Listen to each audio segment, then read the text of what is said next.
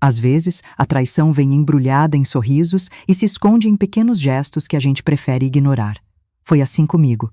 Enquanto eu cuidava do nosso lar, meu marido cultivava um romance proibido debaixo do meu próprio teto. Olá, meu nome é Teresa, tenho 83 anos agora. Antes de continuar contando essa história que marcou minha vida, queria pedir para você que está me assistindo agora que deixe seu like, se inscreva no canal e me conte nos comentários de onde você está assistindo. Sua companhia significa muito para mim nessa jornada de recordações. Minha história começa quando eu tinha apenas 24 anos. Naquela época, eu acreditava ter construído a vida perfeita. Morava numa cidadezinha do interior, onde as ruas de paralelepípedos ecoavam passos conhecidos e as janelas das casas guardavam segredos que todos fingiam não saber. Eu era casada com o Alberto, um homem que todo mundo respeitava. Ele trabalhava no único banco da cidade, usava sempre ternos bem passados e sorria para as senhoras na missa de domingo. Tínhamos um filho, o pequeno João, de apenas 3 anos, com olhos curiosos que me lembravam os do meu pai. Nossa casa ficava numa rua tranquila, com um jardim na frente, onde eu cultivava rosas vermelhas. Alberto tinha herdado aquela casa dos pais, junto com vários móveis antigos que ele valorizava mais que qualquer outra coisa. A cristaleira da sala, o relógio de parede do corredor, a escrivaninha do escritório, tudo tinha história. Tudo pertencia à família dele, a gerações. Aos olhos dos outros, éramos o retrato da família feliz. Mas dentro daquelas paredes, a realidade era outra. Alberto controlava cada aspecto da nossa vida com mãos de ferro disfarçadas em luvas de veludo. Cada centavo que a gente gastava passava pelo crivo dele. Cada saída minha era questionada. Onde vai? Com quem? Por quanto tempo? Por quê? E havia algo mais, algo que poucos sabiam. Desde menina, minha verdadeira paixão era a pintura. Cresci observando cores, luzes e sombras. Meu pai, que era marceneiro, percebeu esse meu interesse e me deu meu primeiro conjunto de tintas quando completei 12 anos. Você tem um dom, Teresa, ele dizia. Consegue capturar não só o que vê, mas o que sente. Quando me casei com o Alberto, trouxe comigo essa paixão pelas tintas e telas. No início, ele achava charmoso ter uma esposa com um hobby artístico, mas logo o charme se transformou em irritação. Isso é perda de tempo, Teresa. Que tipo de mãe deixa o filho para ficar lambuzando telas? Suas palavras eram cortantes como navalhas, mas eu não conseguia abandonar a pintura. Era meu refúgio, minha forma de respirar num casamento que cada vez mais me sufocava. Comecei a pintar escondida no porão de casa. Enquanto o Alberto estava no trabalho e o João tirava sua soneca da tarde, eu descia as escadas com minhas tintas, pincéis e telas. Aquele espaço escuro e úmido se transformava por algumas horas no meu santuário. Ali, entre teias de aranha e caixas empoeiradas, eu me sentia livre. Pintava paisagens, retratos, cenas do cotidiano. Tudo o que capturava minha atenção e alimentava minha alma. Foi nessa época que a Fátima, minha melhor amiga desde os tempos de escola, me fez um pedido que, sem que eu soubesse, mudaria completamente o rumo da minha vida. Fátima e eu éramos como irmãs. Conhecíamos os segredos uma da outra, compartilhávamos alegrias e tristezas. Quando me casei com o Alberto, ela foi minha madrinha. Quando ela se casou com o Eduardo, fui a dela.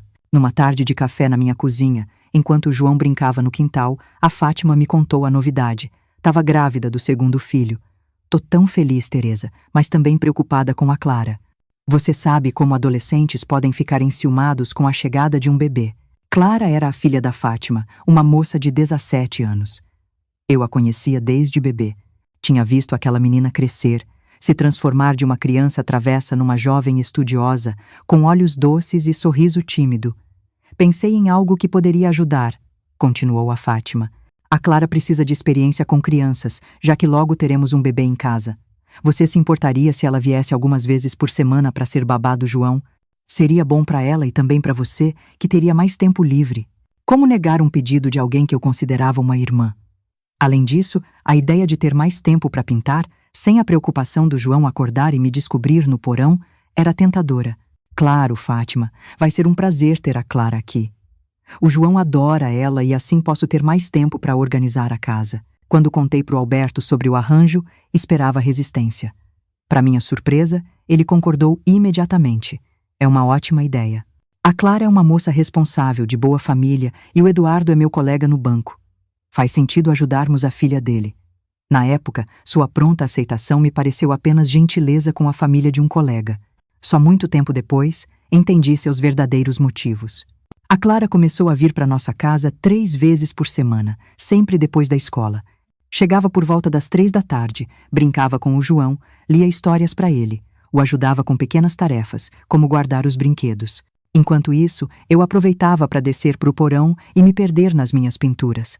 Eram poucas horas, mas preciosas. Voltava sempre antes das 6, quando o Alberto costumava chegar do banco. Nas primeiras semanas, tudo correu tranquilamente.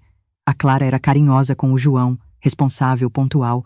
Eu notava como ela observava nossa casa com olhos curiosos, como admirava os móveis antigos, como sempre elogiava o jantar que eu preparava. A senhora cozinha tão bem, Dona Teresa, dizia com aquela voz suave que tinha. Foi depois de quase 2 meses que comecei a notar mudanças sutis. A primeira foi o Alberto chegando mais cedo do trabalho nos dias em que a Clara estava em casa. O movimento tá fraco no banco justificava ele quando eu comentava a novidade. Em vez de se recolher ao escritório, como sempre fazia, o Alberto passou a ficar na sala, lendo jornal, ouvindo rádio, sempre quando a Clara estava por perto. Outra mudança foram os presentes. Pequenos no início. Uma fita de cabelo que ele viu na vitrine de uma loja, um livro de poesias que achou que ela gostaria, chocolates que trouxe de uma viagem de negócios. É apenas um agradecimento pelo bom trabalho que ela faz com o João. Explicava quando eu questionava. Uma tarde, ao subir do porão para buscar água, encontrei os dois na sala. A Clara mostrava para o Alberto um trabalho da escola, um texto que tinha escrito. Eles estavam sentados no sofá, próximos demais. Não havia nada explicitamente inapropriado na cena, mas havia uma intimidade, uma sintonia entre eles que me fez parar na porta, invisível para ambos. Observei como o Alberto olhava para ela, não como se olha para a filha de um amigo, mas como um homem olha para uma mulher. Notei como a Clara corava com os elogios dele, como seus olhos brilhavam quando ele falava. Naquela noite não consegui dormir. Deitada ao lado do Alberto, ouvia sua respiração tranquila enquanto minha mente fervilhava. Estaria imaginando coisas? Seria apenas ciúme infundado? Eu confiava na Clara, conhecia aquela menina desde que nasceu. E o Alberto, apesar de todos os seus defeitos, nunca tinha me dado motivos para duvidar de sua fidelidade. Mesmo assim, nos dias que se seguiram, comecei a prestar mais atenção. Notei como o Alberto se arrumava com mais cuidado nas manhãs dos dias em que a Clara viria, como ele criava desculpas para estar no mesmo cômodo que ela, como seus olhos a seguiam pela casa. Uma semana depois, pedi para Clara ficar um pouco mais tarde que o habitual, para que eu pudesse terminar uma pintura. Disse a ela que pagaria a hora extra. Ela aceitou, feliz com a oportunidade de ganhar um pouco mais. Quando o Alberto chegou e a viu ainda lá, ofereceu-se imediatamente para levá-la em casa. Não se preocupe, Teresa. Posso deixar a Clara em casa no caminho para buscar aquele livro na biblioteca. Não havia nenhum livro para buscar.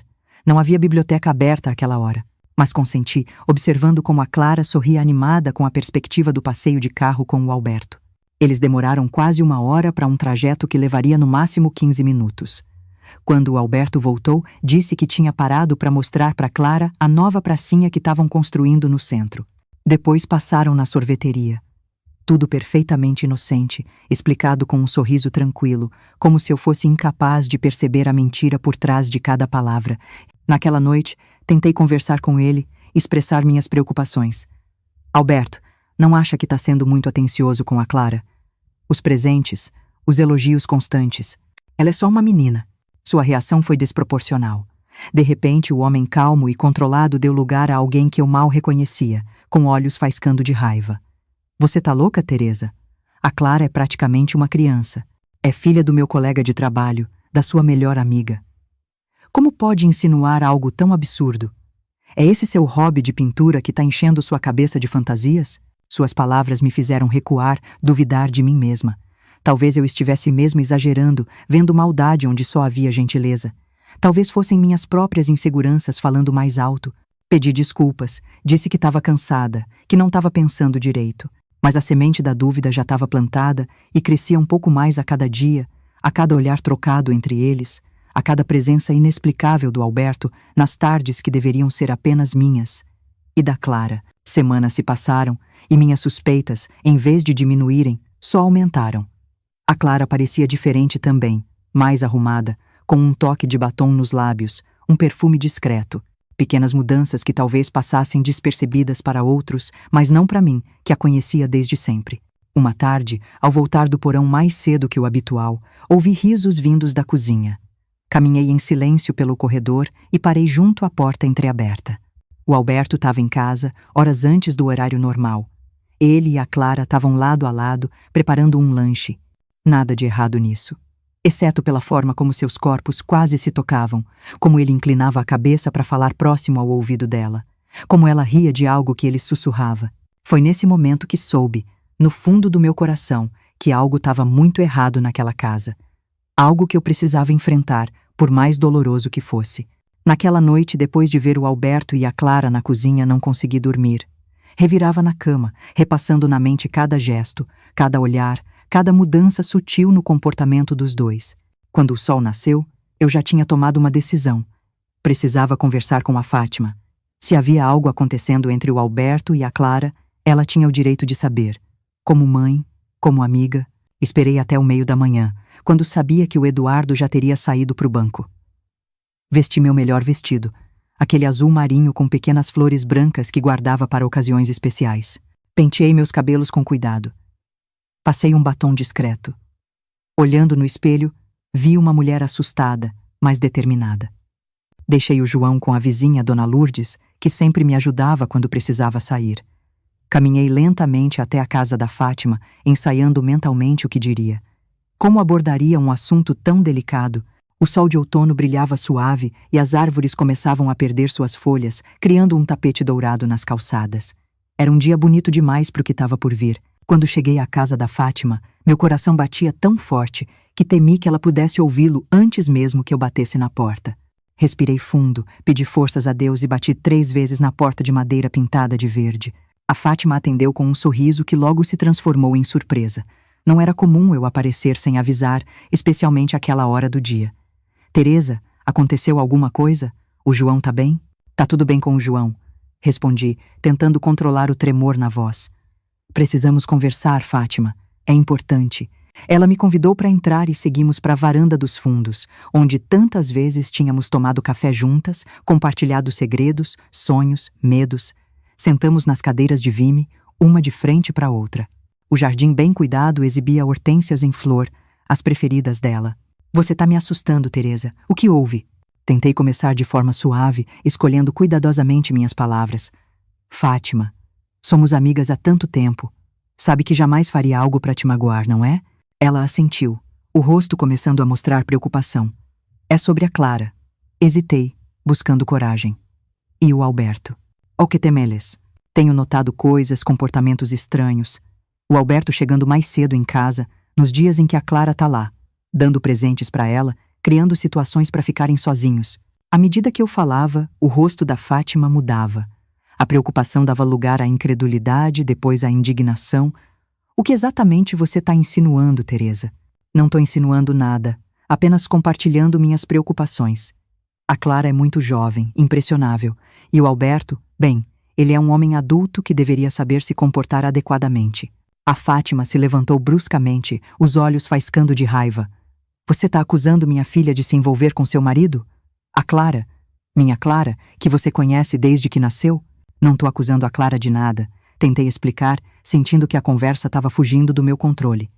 Só quero saber se ela comentou algo sobre o Alberto, se ele fez, ou disse algo que a deixou desconfortável. Como se atreve? A voz da Fátima elevou-se, tremendo de indignação. A Clara é uma moça de família. Foi educada com princípios, com valores. Jamais se envolveria com um homem casado, ainda mais o marido da minha melhor amiga. Tentei acalmá-la, explicar que estava apenas tentando proteger a Clara, que minhas intenções eram boas. Mas era tarde demais. A Fátima estava fora de si, as palavras saindo como balas. Você sempre teve inveja de mim, não é, Teresa? Inveja da minha família, da minha casa, do meu casamento feliz. E agora tenta destruir a reputação da minha filha para encobrir os problemas do seu próprio casamento. Suas palavras me atingiram como um tapa. Inveja? Eu, que sempre a apoiei, que estive ao seu lado em todos os momentos difíceis, que fui madrinha do seu casamento, que segurei sua mão quando ela perdeu o pai. Fátima, por favor, me escute. Não quero ouvir mais nada. A Clara não vai mais trabalhar na sua casa. Não confio em você perto dela. com essas ideias absurdas na cabeça. Ela me acompanhou até a porta, praticamente me empurrando para fora. Os vizinhos olhavam curiosos de suas janelas, atraídos pelo som da discussão. Quando cheguei à calçada, ela disse a última frase, aquela que selaria o fim da nossa amizade de décadas. Não volte mais aqui, Teresa. E agradeça por eu não contar ao Eduardo e ao Alberto sobre suas acusações malucas. A porta se fechou com um estrondo que pareceu ecoar dentro do meu peito. Fiquei ali parada por alguns instantes, as lágrimas escorrendo pelo rosto, sentindo-me mais sozinha do que nunca. O que eu esperava, afinal? Que a Fátima acreditasse em mim contra sua própria filha? Voltei para casa arrasada, os passos pesados, o coração partido, não apenas pela suspeita de traição, mas pela perda da minha amiga mais querida. Quando o Alberto chegou do trabalho naquela noite, contei o que tinha acontecido. Esperava seu apoio, sua compreensão. Em vez disso, ele explodiu em fúria. Como pôde fazer isso? Arruinar nossa amizade com a família da Fátima e do Eduardo por causa das suas inseguranças? Você precisa se desculpar com eles. Foi a primeira vez que pensei seriamente em deixá-lo, em pegar o João e ir embora daquela casa. Mas para onde eu iria? Não tinha dinheiro próprio, não tinha profissão, não tinha família na cidade. Senti-me encurralada num pesadelo do qual não conseguia acordar. Os dias que se seguiram foram de um silêncio opressor em nossa casa. O Alberto mal falava comigo, apenas o necessário na frente do João. A Clara não vinha mais, e eu me refugiava cada vez mais no porão com minhas pinturas. Foi nessa época que comecei a pintar quadros mais sombrios, com cores intensas e figuras distorcidas que refletiam meu tumulto interior. Então, num domingo, algo aconteceu. O Alberto anunciou que ia pescar com os amigos, como fazia ocasionalmente. Saiu cedo, vestido com roupas simples, levando sua vara de pescar e uma pequena caixa com iscas. Deixei o João com minha mãe, que morava no outro lado da cidade. Disse a ela que precisava ir à igreja rezar, encontrar alguma paz para o meu espírito conturbado. Mas não fui à igreja. Em vez disso, peguei minha caixa de tintas, algumas telas em branco e minha câmera Kodak, um presente do meu pai que eu usava para fotografar paisagens que depois reproduzia em minhas pinturas. Decidi ir até o riacho, nos arredores da cidade, meu refúgio secreto, um lugar onde as águas corriam suavemente entre pedras antigas e salgueiros chorões. Era um dia lindo, o céu de um azul intenso, com algumas nuvens brancas que pareciam algodão. Enquanto caminhava pela trilha que levava ao riacho, sentia que algo importante estava prestes a acontecer. Não era uma premonição clara, apenas uma inquietação, como se o universo estivesse me preparando para uma revelação. O riacho ficava a cerca de meia hora de caminhada da cidade. Era um lugar tranquilo, pouco frequentado, exceto por alguns pescadores ocasionais. Quando estava quase chegando ao meu lugar preferido, uma pequena clareira junto à água, ouvi vozes. Vozes que conhecia bem. Instintivamente, me escondi atrás de uma árvore frondosa, o coração acelerado, as mãos subitamente úmidas. E então, eu os vi. Não estavam pescando, não estavam conversando inocentemente. O Alberto e a Clara estavam sentados sobre uma manta estendida na grama, junto à margem do riacho. Ele segurava as mãos dela entre as suas, falando baixo, olhando em seus olhos. Ela sorria, aquele sorriso tímido que eu conhecia tão bem, mas que agora parecia pertencer a outra pessoa, a uma estranha que tinha tomado o lugar da menina que eu vi crescer. Não conseguia ouvir o que diziam, mas não precisava. A linguagem dos corpos, dos gestos, dos olhares era clara demais. Quando o Alberto se inclinou para beijá-la, fechei os olhos, incapaz de assistir aquilo. Mas logo os abri novamente, forçando-me a encarar a realidade, por mais dolorosa que fosse. Eles não me viram. Estavam tão absortos um no outro que o mundo ao redor parecia não existir. Com as mãos tremendo violentamente, por puro instinto, levantei minha câmera e tirei uma fotografia. O clique foi quase imperceptível com o som da água corrente. Depois, silenciosamente, com lágrimas escorrendo pelo rosto, voltei pelo mesmo caminho, correndo como se pudesse fugir daquela realidade que tinha acabado de descobrir. Cheguei em casa sem fôlego, o coração partido em 1000 pedaços. Mas em meio à dor, algo dentro de mim mudou. Uma força que eu não sabia que possuía começou a crescer. Não era mais apenas a Teresa submissa, a esposa traída. Era uma mulher que finalmente enxergava a verdade e que não aceitaria mais viver na mentira. Fui direto para o porão, peguei minhas telas, minhas tintas e comecei a pintar aquela cena horrível que tinha presenciado. Cada pincelada era como um grito silencioso, uma forma de expurgar a traição, a humilhação. Pintei sem parar durante horas, uma tela após outra. Pintei até minhas mãos doerem, até não ter mais lágrimas. Quando terminei, tinha 3 quadros que contavam toda a história. O primeiro mostrava o casal à beira do riacho, em seu momento de intimidade roubada. O segundo, um retrato do Alberto com 2 faces, revelando sua natureza enganadora. O terceiro, uma mulher partida ao meio, que era eu, dividida entre a dor e a raiva, entre o passado e o futuro incerto que se abria à minha frente. No dia seguinte, ainda em choque, fui até a farmácia do Sr. Antônio, onde revelavam filmes. Pedi urgência, disse que era para o aniversário do meu filho. Paguei mais caro para ter as fotos em 24 horas. Quando busquei o envelope, meu coração quase parou ao ver aquela imagem. Estava um pouco desfocada, mas mostrava claramente o Alberto e a Clara juntos à beira do riacho. Aquela pequena fotografia em preto e branco era a prova que eu precisava, não apenas para os outros, mas para mim mesma, para não duvidar do que meus olhos tinham visto. Guardei a fotografia num envelope dentro do meu diário, aquele que o Alberto nunca tocava por considerar coisa de mulherzinha. Depois voltei ao porão e olhei longamente para os 3 quadros que tinha pintado. Não eram apenas obras de arte. Eram o testemunho da minha dor, da minha raiva e também da minha libertação. Porque naquele momento, olhando para aquelas telas ainda úmidas, tomei uma decisão. Não seria mais uma vítima. Não choraria mais escondida. Não aceitaria mais viver na mentira. O que eu não sabia era que aquela decisão, tomada no escuro do porão entre tintas e lágrimas, mudaria não apenas o rumo do meu casamento, mas toda a minha vida. E que aqueles quadros, nascidos da dor mais profunda, seriam o início de uma jornada que me levaria a lugares que eu jamais imaginei. Quando o Alberto chegou em casa naquela noite, guardei meus sentimentos por trás de um sorriso forçado. Nunca fui boa atriz, mas naquele momento encontrei em mim uma capacidade que não conhecia. Enquanto ele contava histórias fantasiosas sobre peixes que tinha pescado, sobre o dia com os amigos, eu apenas assentia, servindo o jantar como se nada tivesse acontecido. Por dentro, fervia de indignação.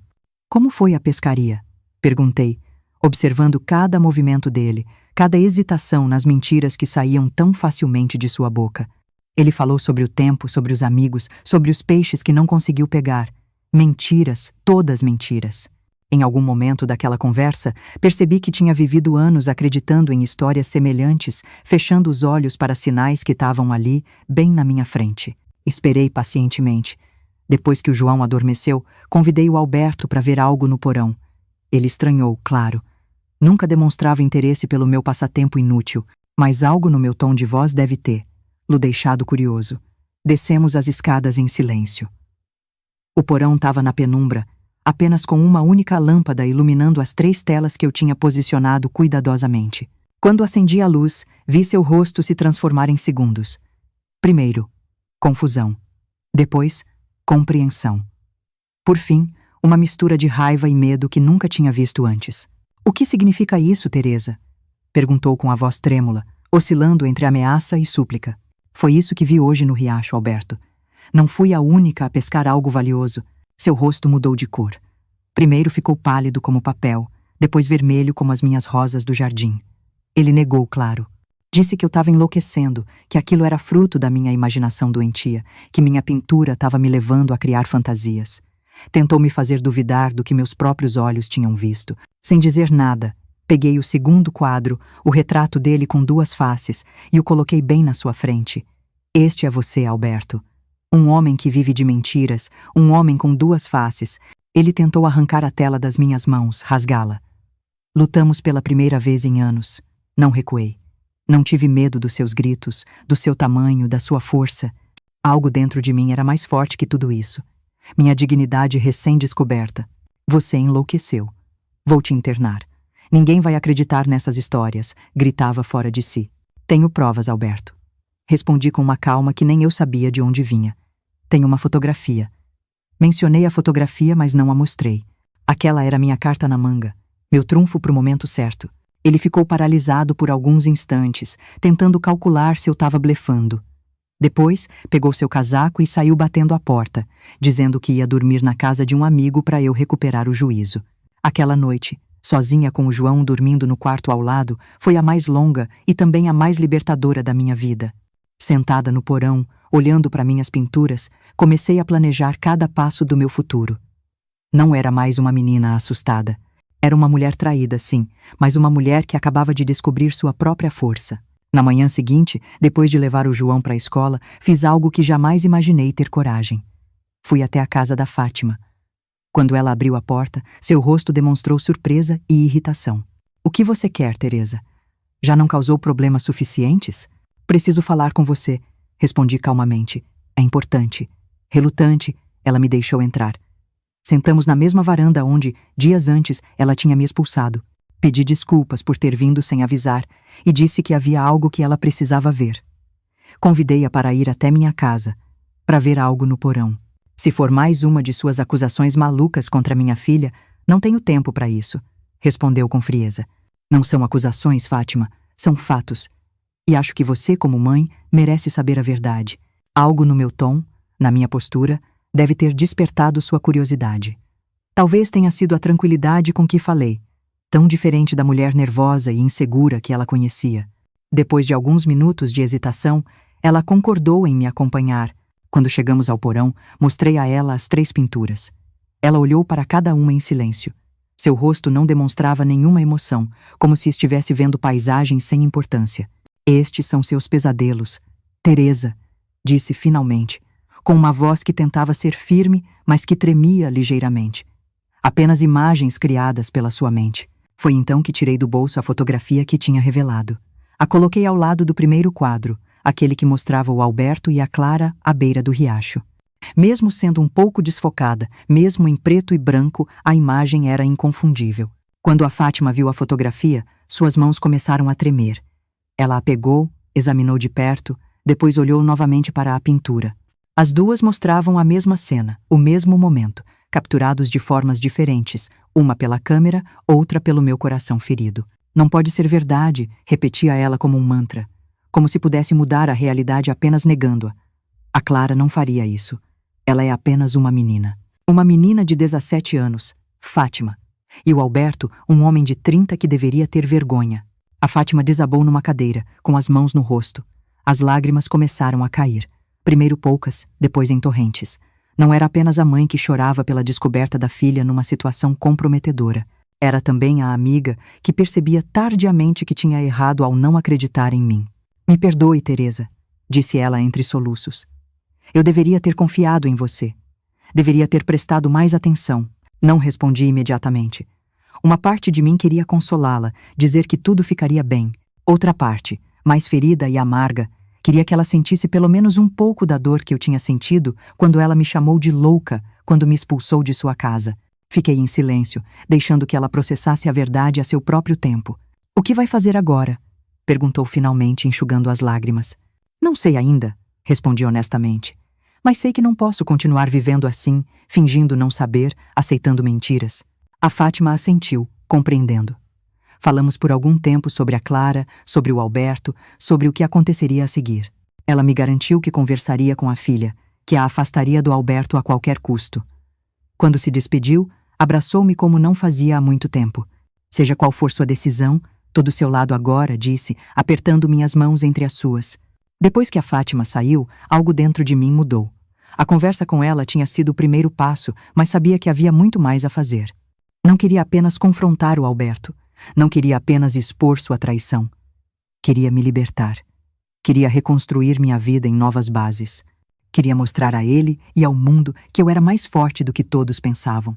Comecei a planejar meticulosamente cada passo do que viria a seguir. Primeiro, precisava de dinheiro. O Alberto controlava todas as nossas finanças, cada centavo que entrava e saía da casa. Eu não tinha conta no banco, não tinha economias próprias. Mas tinha algo que ele não sabia. Ao longo dos anos, pequenas quantias que sobravam das compras, algumas moedas aqui, algumas notas ali, guardadas numa lata de biscoitos, escondida atrás de uma tábua solta no porão. Não era muito, mas seria um começo. Em seguida, precisava de um lugar para ficar, para mim e para o João. Não podia simplesmente sair de casa sem um destino, especialmente com uma criança pequena. Pensei em alugar um quarto, talvez uma casinha modesta nos arredores da cidade, mas isso levaria tempo e eu precisava agir antes que o Alberto descobrisse meus planos. Foi então que tive uma ideia, algo que nunca tinha considerado antes. O Alberto tinha orgulho da casa, dos móveis antigos, das peças que tinha herdado de sua família. Sempre me dizia quanto valiam, como aumentavam de valor com o tempo. E se eu vendesse alguns desses itens? Não todos, apenas o suficiente para me dar um início, para me permitir dar os primeiros passos rumo à independência. A ideia era assustadora e libertadora ao mesmo tempo. Sabia que ele jamais me perdoaria por tocar em suas preciosas heranças, mas naquele momento seu perdão era a última coisa com que me importava. Na tarde seguinte, enquanto Alberto estava no trabalho, comecei a ligar para possíveis compradores. Primeiro procurei meu tio, irmão da minha mãe, que sempre admirou o relógio de parede antigo que ficava no corredor. Expliquei que estava em dificuldades financeiras e precisava vender algumas peças. Ele não fez perguntas, apenas ofereceu um valor justo pelo relógio. No dia seguinte, contatei um colecionador da cidade vizinha, que uma vez tinha demonstrado interesse na cristaleira da sala de jantar. Ele ficou entusiasmado com a possibilidade de finalmente adquiri-la e concordou em vir ver lá na manhã seguinte. Durante 3 dias, enquanto o Alberto estava no banco, recebi discretamente pessoas interessadas em comprar os móveis, as peças de prata, os objetos de valor que decoravam nossa casa. À noite, quando ele chegava, nada parecia fora do lugar. Eu tinha combinado com os compradores que só retirariam os itens quando eu desse o sinal, quando tudo estivesse pronto para o meu plano final. O Alberto percebeu que eu estava diferente, mais distante, mas atribuiu isso à nossa briga recente. Não imaginou nem por um momento o que eu estava tramando pelas suas costas. No 4º dia, com o dinheiro que tinha conseguido com a venda dos objetos mais valiosos, somado às minhas pequenas economias escondidas, fui até o centro da cidade. Após procurar por algumas horas, encontrei o que procurava. Uma pequena loja para alugar. Era um espaço modesto, com um quarto nos fundos que poderia servir de moradia temporária para mim e para o João. Paguei 3 meses de aluguel adiantado, garantindo que teríamos um teto sobre nossas cabeças, independentemente do que acontecesse a seguir. Voltei para casa com uma sensação estranha, uma mistura de medo e euforia. O que estava prestes a fazer mudaria minha vida para sempre. Não haveria volta depois disso. Mas pela primeira vez em anos, sentia que estava tomando as rédeas do meu próprio destino. Naquela noite, dormi profundamente, sem pesadelos, sem acordar assustada no meio da madrugada. Era como se meu corpo e minha mente soubessem que finalmente eu estava no caminho certo. No 5º dia, enquanto o Alberto estava no trabalho, dei o sinal para que todos os compradores viessem buscar o que tinham adquirido. Em poucas horas, a casa ficou quase vazia. Os móveis antigos, as pratarias, os quadros valiosos, tudo foi levado, deixando apenas os itens essenciais e, é claro, minhas próprias pinturas, incluindo as 3 que tinha feito após descobrir a traição. Peguei o João na escola mais cedo, expliquei que estávamos nos mudando para um lugar novo, uma aventura só nossa. Com sua inocência de criança, ele aceitou a ideia com entusiasmo, ajudando-me a arrumar seus brinquedos numa pequena mala. Arrumei nossas roupas, meus materiais de pintura, algumas fotos de família, os poucos objetos pessoais que realmente importavam. Coloquei tudo no carro de uma vizinha que tinha se oferecido para me ajudar. Uma mulher que tinha seus próprios motivos para entender minha situação. Antes de sair, posicionei as 3 pinturas na sala vazia, onde o Alberto as veria assim que entrasse. Ao lado delas, deixei uma nota simples. A arte que você desprezou revelou a verdade que você escondeu. Não volte mais. Quando fechei a porta daquela casa pela última vez, senti como se estivesse deixando para trás não apenas um lar, mas toda uma vida de submissão e medo. À minha frente, incerto e assustador, mas também cheio de possibilidades, estava um futuro que eu mesma tinha escolhido, um caminho que eu mesma tinha traçado. E assim, com o João segurando minha mão, caminhei em direção à nossa nova vida, certa apenas de uma coisa. Qualquer que fosse o preço a pagar por minha liberdade, valeria cada centavo. Nossa primeira noite na pequena loja foi difícil. O quarto nos fundos tinha apenas um colchão no chão, uma lâmpada pendurada no teto e paredes descascadas que contavam histórias de outros sonhos, de outras vidas. O João, com sua capacidade infantil de transformar qualquer situação em aventura, achava tudo maravilhoso. É como acampar, mamãe, dizia enquanto arrumávamos nossos poucos pertences. Acordei antes do amanhecer, com o corpo dolorido e a mente em alerta. Por um momento esqueci onde estava. Então, a realidade voltou como uma onda. Eu tinha deixado meu casamento, minha casa, a segurança de uma vida que, apesar de tudo, era familiar. Estava agora num lugar estranho, com um filho pequeno para criar, sem emprego, sem experiência no mundo, além das paredes da minha antiga casa. O medo ameaçou me paralisar, mas não permiti. Levantei-me silenciosamente para não acordar o João e comecei a limpar aquele espaço que seria nossa casa, e eu esperava meu meio de vida. A parte da frente da loja era um retângulo vazio, com uma vitrine empoeirada e prateleiras vazias nas paredes. Ali, pensei, poderia montar minha própria galeria de arte, vender minhas pinturas, talvez até dar aulas de pintura. Passei o dia limpando, organizando, transformando aquele lugar com as poucas coisas que trouxemos e outras que comprei com o dinheiro da venda dos móveis. Comprei cortinas simples, algumas cadeiras, material de limpeza. Cada centavo era precioso. Cada decisão tinha que ser cuidadosamente considerada. No meio da tarde, quando o sol entrava obliquamente pela vitrine recém-limpa, a porta se abriu. Era o Alberto. Seu rosto estava transformado pela raiva, pelo choque, pela descrença. Nunca o tinha visto assim, nem mesmo na noite em que o confrontei com as pinturas. "Onde estão meus móveis? O que você fez com as coisas da minha família?" gritou, avançando em minha direção. Fiquei onde estava, firme, a vassoura nas mãos como um escudo. Não respondi imediatamente. Olhei para ele e vi não o homem que amei, não o pai do meu filho, mas um estranho consumido pela raiva. Vendi o que era necessário para começar uma nova vida. Respondi finalmente, com uma calma que não sabia possuir. Uma vida sem mentiras, sem traições. Ele avançou mais. Os punhos cerrados, o rosto vermelho. "Você não tinha o direito. Aqueles móveis eram da minha família há gerações.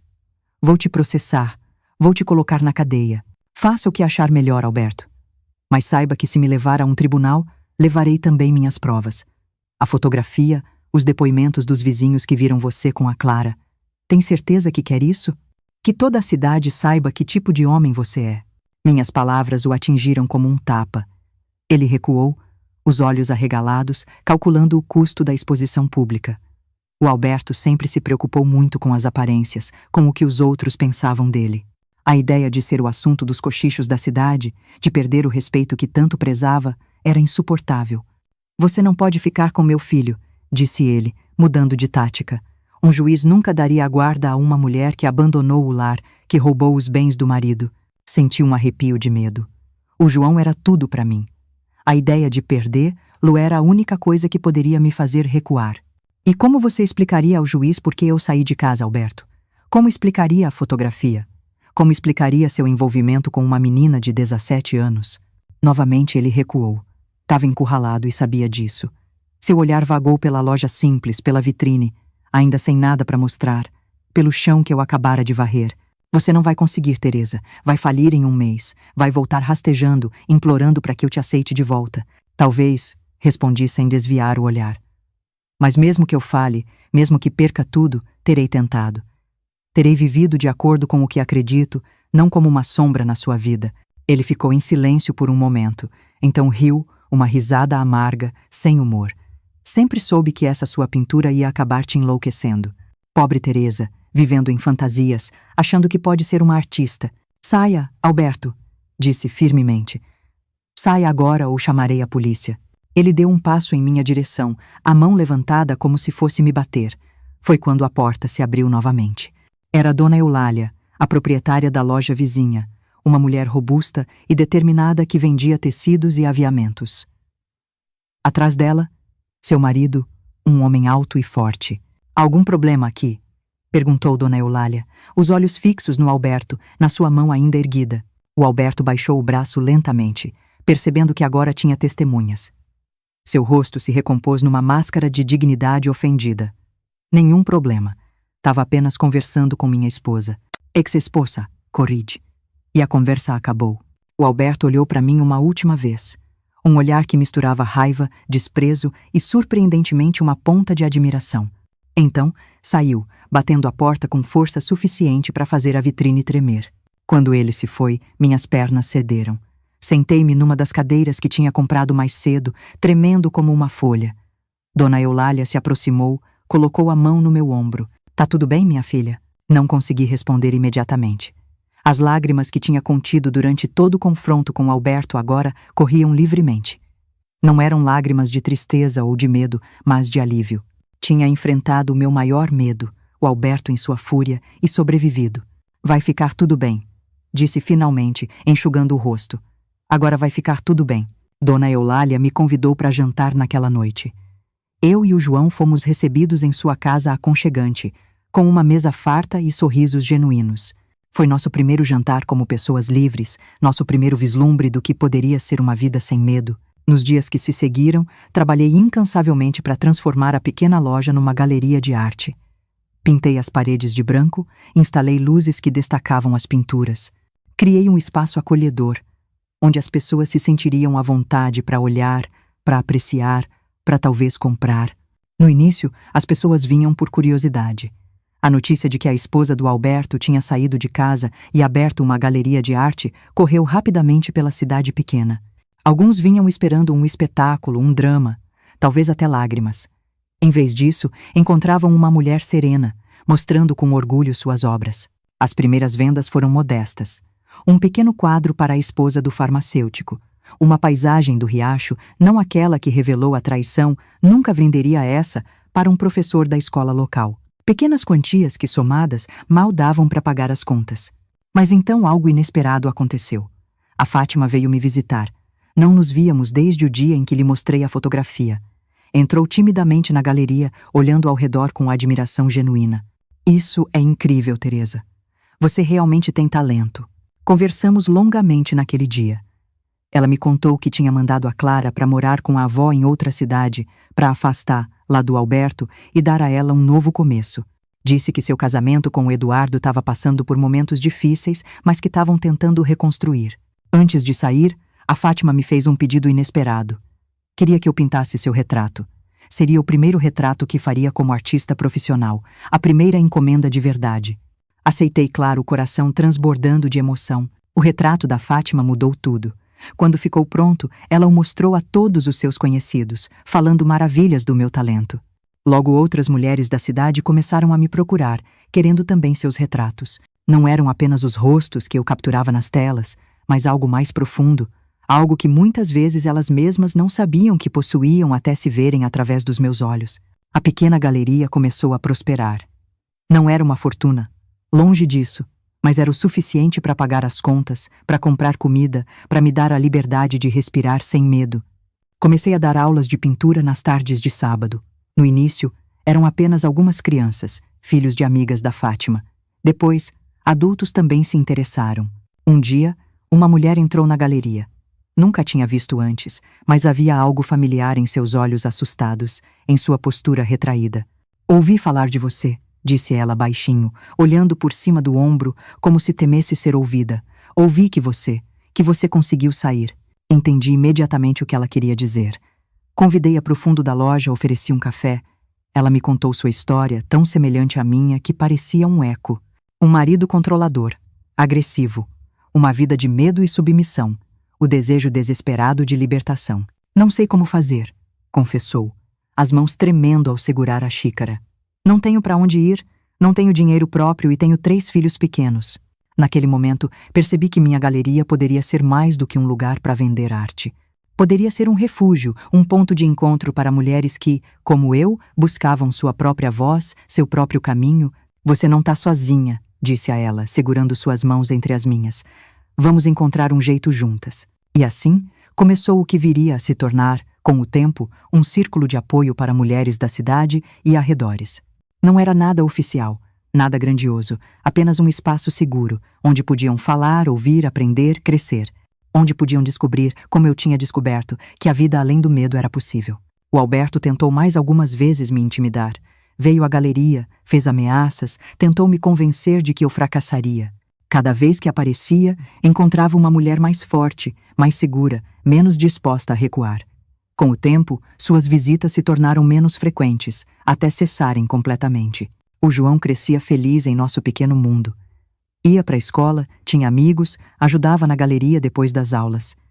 Sem a sombra constante do pai, ele se tornou um menino mais confiante, mais risonho. Às vezes perguntava pelo Alberto. É claro, nunca falei mal dele para o menino. Nunca contei a verdadeira razão da nossa separação. Dizia apenas que algumas vezes os adultos não conseguem mais viver juntos, mesmo quando ambos amam muito seus filhos. O Alberto raramente vinha ver o João. Quando o fazia, era formal, distante, como se cumprisse uma obrigação. Percebia a tristeza nos olhos do meu filho depois dessas visitas, mas não sabia como consertar aquilo. Algumas feridas, aprendi, precisam cicatrizar por si mesmas. 1 ano depois de abrir a galeria, recebi uma visita inesperada. Um homem elegante, de terno bem cortado, entrou olhando curiosamente para as pinturas expostas. Apresentou-se como diretor de um museu na capital. Tinha ouvido falar da artista do interior que pintava a alma das mulheres e viera ver por si mesmo. Passou horas na galeria, examinando cada obra com atenção genuína. Antes de sair, fez uma proposta que mudaria novamente o curso da minha vida. Queria levar algumas das minhas pinturas para uma exposição no museu, incluindo as 3 que tinha feito após descobrir a traição do Alberto. Estas, disse ele, apontando para as 3 telas que eu mantinha numa parede reservada, não à venda. São extraordinárias. Contam uma história poderosa, uma jornada da dor à libertação. O público precisa vê-las. A ideia de expor aquelas pinturas, de compartilhar minha história mais íntima e dolorosa com estranhos, era assustadora. Mas também sentia que talvez, apenas talvez, elas pudessem tocar outras pessoas. Talvez pudessem dar coragem a outras mulheres presas em situações semelhantes. Vou pensar, respondi, sentindo o peso da decisão. Naquela noite, sentada no quarto dos fundos, que agora parecia aconchegante e familiar, olhando para o João dormindo tranquilamente, tomei minha decisão. Aquelas pinturas não pertenciam apenas a mim. Pertenciam a todas as mulheres que já sentiram medo, que já duvidaram de si mesmas, que já sonharam com liberdade. Ainda me lembro do dia da abertura da exposição no Museu da Capital, como se fosse ontem, mesmo após tantas décadas. O nervosismo que senti ao ver minhas pinturas, especialmente aquelas 3 que contavam minha história mais íntima, expostas para centenas de olhos desconhecidos.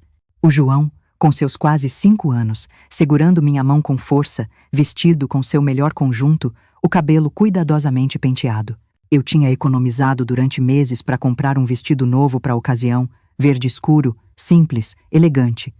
O primeiro vestido que escolhi, sem pensar no que o Alberto aprovaria. A viagem de ônibus até a capital tinha sido uma aventura para o João, que nunca tinha saído de nossa pequena cidade.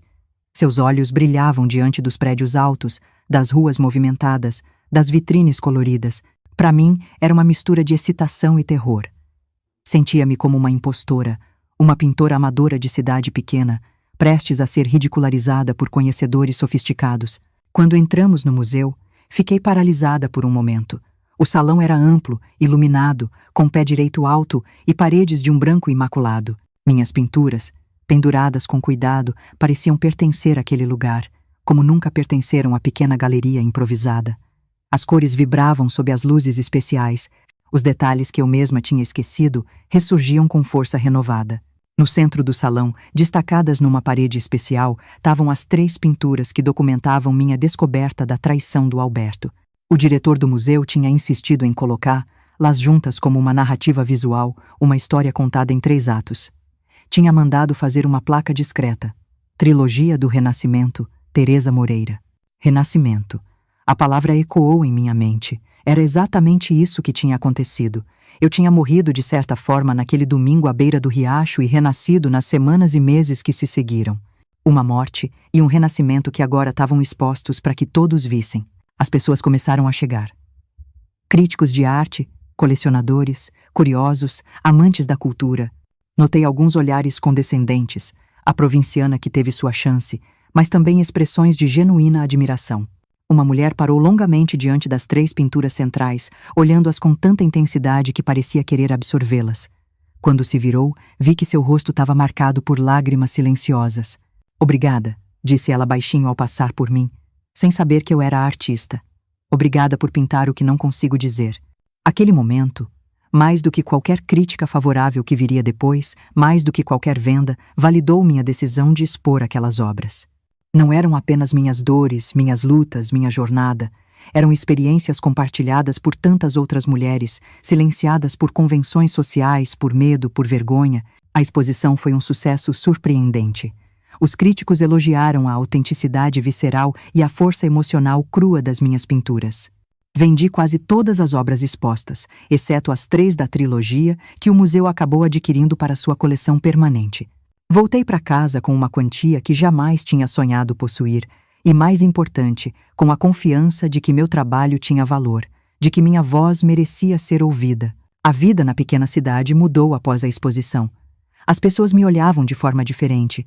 Algumas com admiração, outras com inveja, outras ainda com desconfiança, como se o sucesso tivesse me transformado numa estranha. O Alberto, que tinha ridicularizado minha arte por anos, agora se vangloriava nos bares da cidade de ter sido casado com a famosa pintora. A ironia não me escapava. A galeria prosperou. Comecei a receber encomendas não apenas da cidade, mas de lugares distantes. Pessoas que tinham visto meu trabalho na capital e queriam sua própria Teresa Moreira.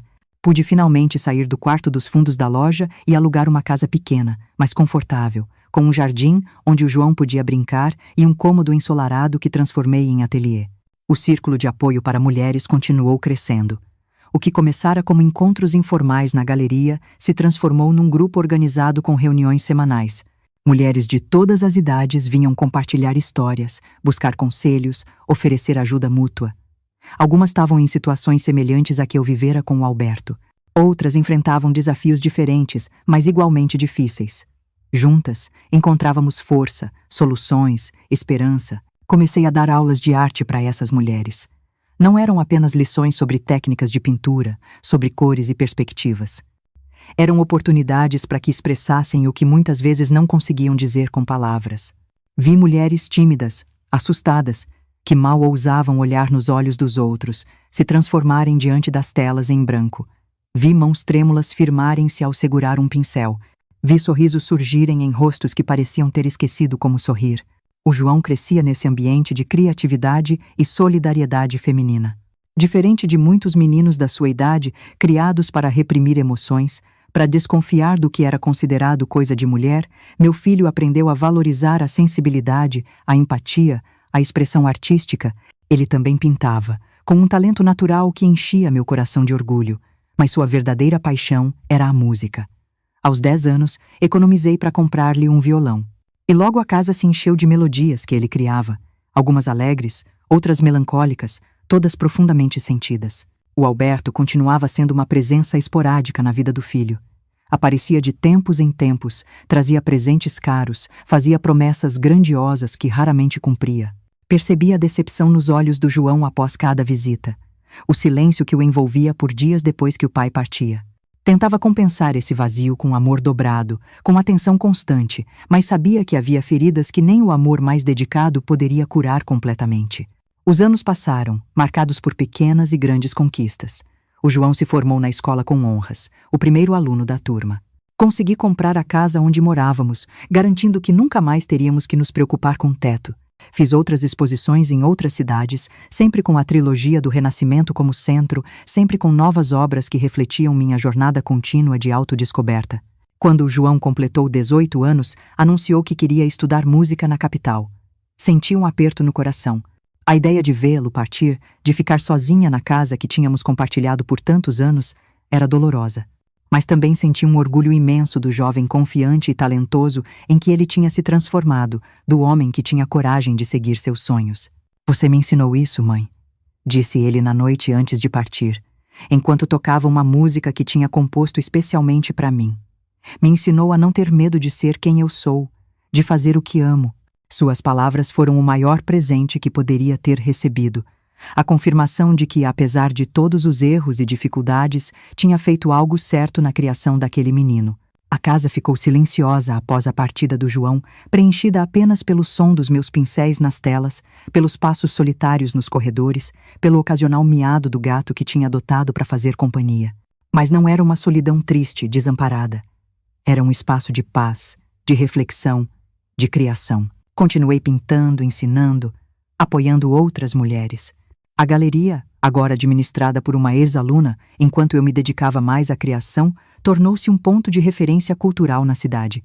As reuniões do círculo de apoio, que agora contava com a participação de uma psicóloga e uma advogada, ajudavam cada vez mais mulheres a reconstruir suas vidas. Foi nessa época, quando eu já passava dos 50 anos, que recebi uma carta inesperada. O envelope com caligrafia delicada, que não reconheci imediatamente, continha páginas de uma confissão dolorosa, de um pedido de perdão, de uma história de arrependimento. Era da Clara. Ela escrevia de uma cidade distante, onde tinha se estabelecido após o nascimento da filha. Sim, uma filha que agora tinha quase a idade que ela própria tinha quando se envolveu com o Alberto. Contava como aquele relacionamento tinha marcado sua vida, como se sentia culpada, como levara anos para entender a manipulação de que fora vítima. Pedia perdão a mim, a Fátima, a todas as pessoas que tinha magoado com seus atos impensados de adolescente. Li a carta várias vezes, sentimentos contraditórios agitando-se dentro de mim. A raiva antiga tinha se dissipado há muito tempo, substituída por uma compreensão mais madura da complexidade das relações humanas, das fragilidades que todos carregamos. A Clara era apenas uma menina quando o Alberto, um homem adulto em posição de autoridade, a seduziu. A verdadeira culpa sempre fora dele. Nunca respondi à carta, não por rancor ou por falta de perdão, mas porque sentia que não havia nada a dizer. Aquela história pertencia ao passado, um passado que tinha me transformado, me fortalecido, me levado a lugares que jamais imaginei alcançar. Guardar raiva da Clara seria como permanecer presa àquela dor, àquela traição, e eu tinha escolhido há muito tempo seguir em frente. O João se formou em música, tornou-se um compositor respeitado, casou-se com uma violinista que conheceu na faculdade. Deram-me 2 netos que encheram minha velhice de risos, de abraços calorosos, de desenhos coloridos pregados na geladeira. Passavam os verões comigo, enchendo a casa de uma vida que eu achava que nunca mais experimentaria. E o Alberto? Ah, o Alberto. Soube por conhecidos comuns que ele nunca mais se casou. Teve outros relacionamentos, sempre com mulheres muito mais jovens. Sempre relacionamentos que acabavam quando elas, inevitavelmente, descobriam sua verdadeira natureza. Quando ficou mais velho, mais solitário, tentou se aproximar do João, talvez buscando no filho o conforto que não encontrava em mais ninguém. Mas era tarde demais. O João o tratava com respeito, mas com uma distância que o Alberto tinha criado com suas próprias ações, com suas próprias ausências. Quanto a Fátima, nossa amizade nunca voltou a ser o que era antes da traição. Havia um abismo entre nós, cavado por palavras duras, por acusações, por desconfianças. Mas com o tempo, construímos uma nova relação, baseada não nas memórias compartilhadas da juventude, mas no respeito mútuo que desenvolvemos como mulheres maduras. Nos encontrávamos ocasionalmente, conversávamos sobre os filhos, sobre a cidade, sobre as pequenas alegrias da vida cotidiana. Nunca mencionávamos o passado. Não era necessário. Hoje, olhando para trás com a sabedoria que só os anos podem trazer, vejo minha vida como uma grande tela, pintada com cores vibrantes e sombras profundas, com momentos de dor intensa e alegria transbordante. Vejo a jovem assustada que fui, a mãe determinada que me tornei, a artista que floresceu das cinzas de um casamento destruído, as 3 pinturas da trilogia do Renascimento, aquelas que nasceram da minha dor mais profunda, agora estão em exibição permanente em um dos maiores museus do país. Milhares de pessoas as veem todos os anos. Pessoas que não sabem nada sobre mim, sobre o Alberto, sobre a pequena cidade onde tudo aconteceu. Mas, de alguma forma, elas reconhecem a verdade emocional daquelas imagens, a jornada humana universal da queda e da redenção. Se pudesse falar com aquela jovem de 24 anos, assustada e confusa, descobrindo a traição do marido, eu diria: seja corajosa. A dor que você sente agora se transformará em força. As lágrimas que você derrama agora nutrirão as sementes de uma vida mais plena do que você jamais imaginou. Confie no seu coração, na sua arte, na sua capacidade de reconstruir, de renascer. Cada pincelada na minha vida foi uma escolha, uma afirmação, um ato de coragem. Cada cor, cada sombra, cada luz teve seu propósito. E o quadro final, com todas as suas imperfeições, é mais belo do que qualquer obra que já pintei numa tela. Antes de concluir minha história, meus queridos, gostaria de pedir que deixem seu like neste vídeo, se inscrevam no canal e me contem nos comentários de onde estão assistindo. Sua companhia nesta jornada de memória significa muito para mim. É reconfortante saber que minha história pode tocar corações e talvez até inspirar outras pessoas a encontrarem sua própria força.